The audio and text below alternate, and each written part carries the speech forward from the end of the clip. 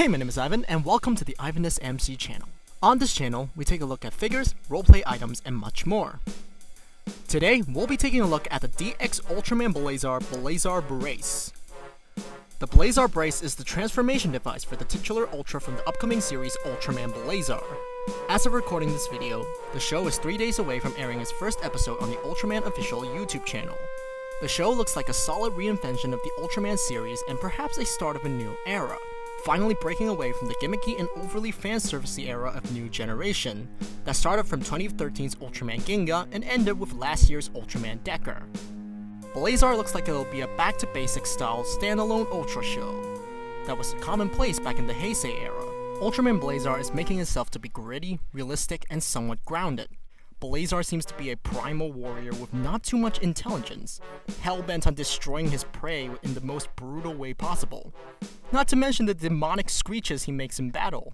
I'm absolutely adoring Blazar's design, and hope that the show can live up to the hype it garnered. Now, back to the toy review. In addition to the BlazarBrace and Blazar Stone, it also comes with the stones of a few other Ultra heroes, a fusion fight card of Blazar, as well as an Ultra Hero Series Sofa-B version of Blazar. Let's talk about the Sofa-B first. The figure is cast in this grey color scheme with most of his detail molded on. It looks standard for an Ultraman Sofa-B, but is definitely lacking in paint. Still, the sculpt work is not bad, and you can definitely mess around with this thing without needing to fear breakage, so that's always a plus. Articulation-wise, he only has a 360 rotation at the shoulder and a 360 waist swivel. Moving on, let's get to the main event, which is the BlazarBrace itself. Ow. Visually, the device looks stunning, with the bright silver base and transparent blue crystals wrapping around a ring of pure black.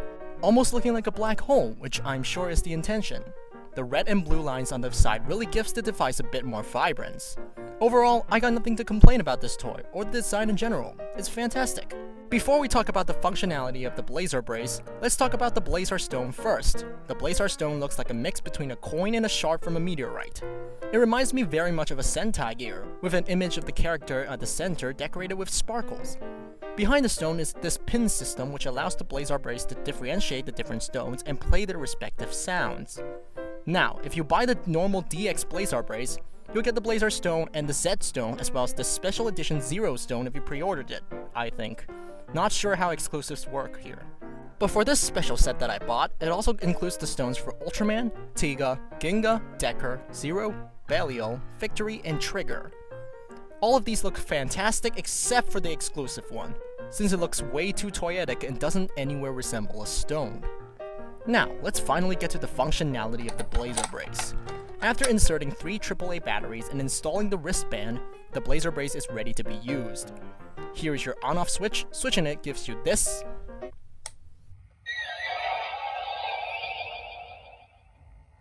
There's a button on the side which activates the sounds, a slot here for the insertion of the Blazar Stone, and this button here releases the stone. And now, allow me to demonstrate all the lights and sounds that this toy can make with the stones we currently have in this set.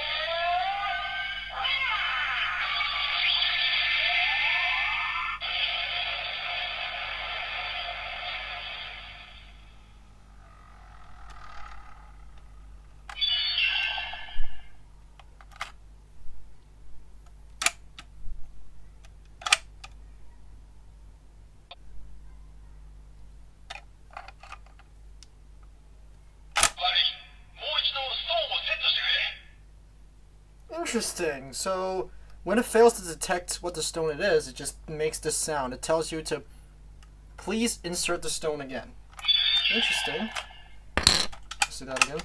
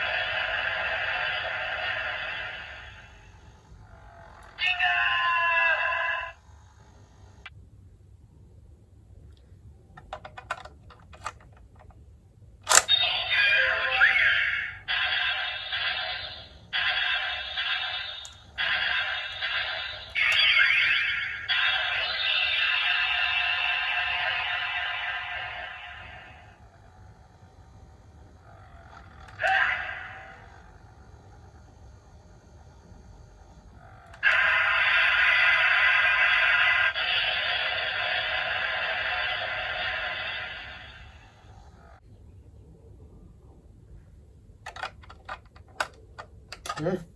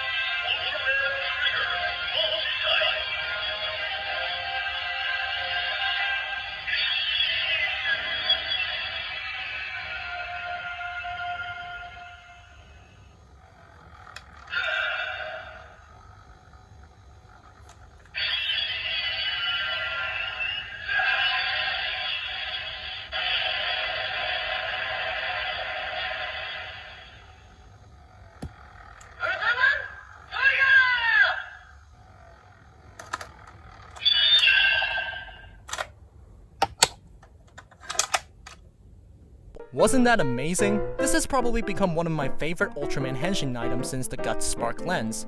I liked the Spark Lens for its simple functionality, but this one takes it to the next level, adding a touch of spice with the LEDs while maintaining the simple functionality. The lights themselves are really cool, but I feel some bits are a little choppy.